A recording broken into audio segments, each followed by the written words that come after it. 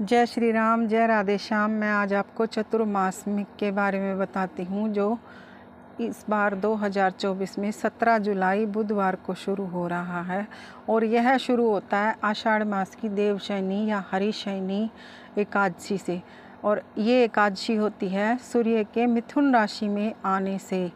जब ये सूर्य मिथुन राशि में आते हैं तो यह एकादशी होती है और देव सोने के लिए चले जाते हैं। इस चातुर्मास के अंदर मांगलिक कार्य रुक जाते हैं और भगवान योग निद्रा में चले जाते हैं, इसीलिए इसे देव शयनी एकादशी कहते हैं। इसमें बहुत सारे व्रत और त्यौहार आते हैं। इसमें भगवान विष्णु के सोने पर शंकर भगवान और माता पार्वती धरती पर उनके सारे कार्य संभालते हैं। भगवान शिव की इस महीने में पूजा की जाती है क्योंकि श्रावण मास शुरू हो जाता है। और दूसरा महीना हमारा जो होता है वो होता है भादों का, जिसमें कृष्ण और राधा की पूजा की जाती है। तीसरा महीना जो अश्विन मास होता है उसमें कृष्ण पक्ष में पितरों की पूजा और शुक्ल पक्ष में नवरात्रे आते हैं। और चौथे महीने यानी कि कार्तिक महीने में हमारे आती हैं कृष्ण भगवान की पूजा भी होती है, विष्णु भगवान की पूजा भी होती है और इसी महीने में दीपावली जैसा त्यौहार भी आता है। और इसमें जो नियम हैं वो होते हैं, भूमि पे हमें सोना चाहिए, पूजा पाठ दान धर्म बहुत ज़्यादा करें और चतुर्मास में ब्रिज की यात्रा करें, ब्रिज में वास करें। उस ब्रिज में वास अगर 4 महीने ना हो सके तो आप जो चतुर्मास का प्रारंभ एकादशी को होता है, एक तो उस दिन कर लें और एक जब चतुर्मास समाप्त होता है आप उस रात वहाँ पर रुककर ब्रिजवास का पूरा लाभ ले सकते हैं। और जो चतुर्मास का नियम एकादशी से शुरू नहीं कर सकता वो द्वादशी या पूर्णमासी से शुरू कर सकता है, लेकिन शुरू करने का नियम तो इन 3 तिथियों में हो जाता है, लेकिन जो है समाप्ति का नियम जो होता है वो द्वादशी पे होता है कार्तिक मास की। ठीक है। और इसमें हमें जैसे शंकर भगवान के मंदिर में जो सावन का महीना आता है उसके अंदर जल और काले तिल डालकर अभिषेक करना चाहिए, बहुत लाभ होता है। इसमें दीपदान करें, शिव महापुराण का पाठ करें, विष्णु सहस्त्र नाम का पाठ करें, रामायण जी का पाठ करें, भागवत जी का पाठ करें, जैसा आपका सामर्थ्य हो। विष्णु सहस्त्र नाम का पाठ दिन में 1 बार अवश्य करें, वो सुबह और शाम आप अपनी सुविधा के अनुसार कर सकते हैं। गुरु मंत्र का जाप कर सकते हैं, ओम नमो भगवते वासुदेवाय का जाप कर सकते हैं और ओम नमो नारायणाय नमः का जाप कर सकते हैं। 12 माला कर सकते हैं इनकी।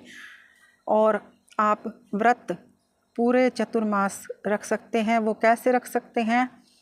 एक समय आप फलाहार कर लें और दूसरे समय आप खाना खा लें, सात्विक। 4 महीने व्रत इस प्रकार कर सकते हैं। और अगर नहीं कर पाए तो आप एकादशी, पूर्णमासी और बृहस्पतिवार जो इन चातुर्मास के अंतर्गत आते हैं उनमें अवश्य करें। प्याज लहसुन मांस मदिरा का सेवन न करें और भगवान सूर्य की पूजा करें।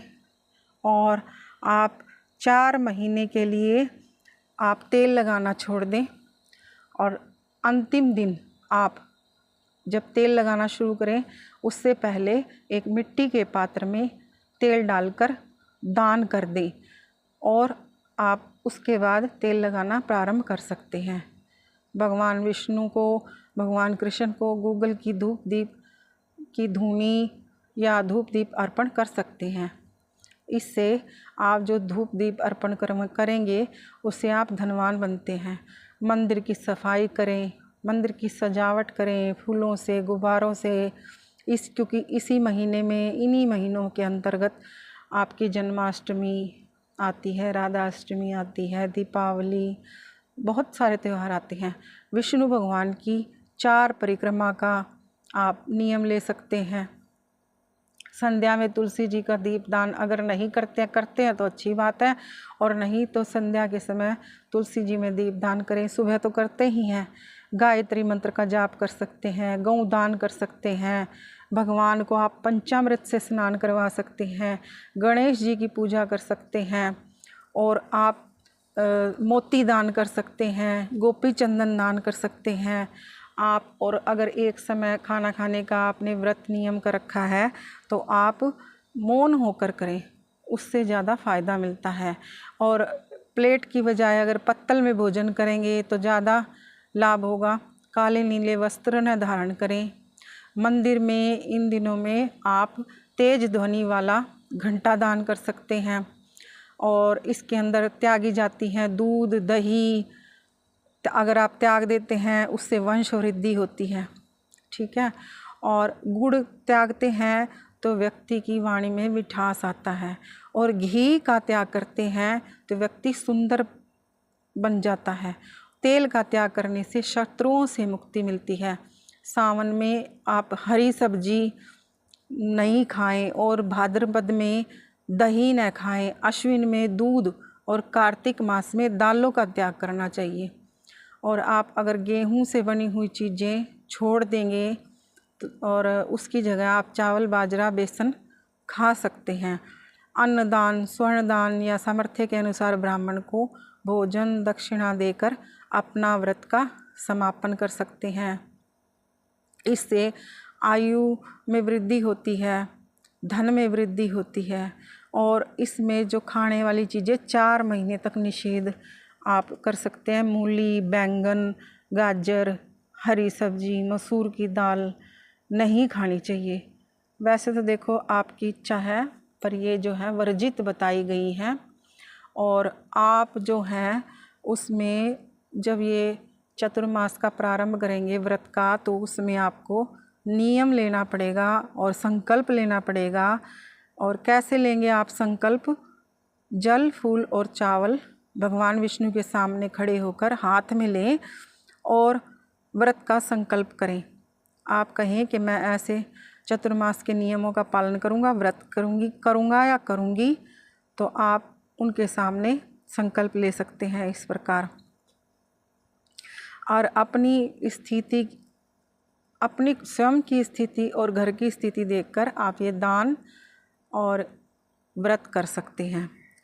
और इस महीने में क्योंकि बहुत सारे त्यौहार व्रत भी आते हैं, तो उन